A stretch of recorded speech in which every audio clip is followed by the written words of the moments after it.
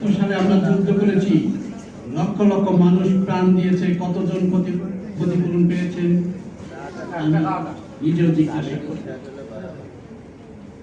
এই যে পর্যায়ক্রমে বিভিন্ন সময় অভ্যুত্থান হচ্ছে, মানুষ রক্ত দিচ্ছে, পরিবর্তন হচ্ছে না কিছু। এই রক্তদানের স্বীকৃতিকে পেয়েছেন বা পেয়েছি পাইনি। সর্বশেষ যে দর্শন আপনাদের সামনে আমাদের মুস্তফা বিন সাহেব উপস্থাপন করেছেন, সেটি অর্থনৈতিক একটি পর্যায়ক্রমিক আন্দোলন। আমি প্রথমে বলেছি, আমরা একটি রাজনৈতিক আবহের মধ্যে অর্থনৈতিক মুক্তির জন্য আন্দোলন করছি। আমরা রাজনীতির বাইরে কেউই নই। রাজনীতির সুফলটাও আমাদের ঘাড়ে পড়ছে, কুফলটাও ঘরে পড়েছে।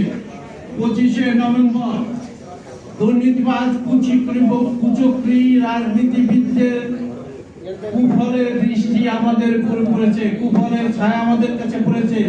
সুতরাং এটি রাজনৈতিক ভাবে মীমাংসিত হবে আগামী দিনে।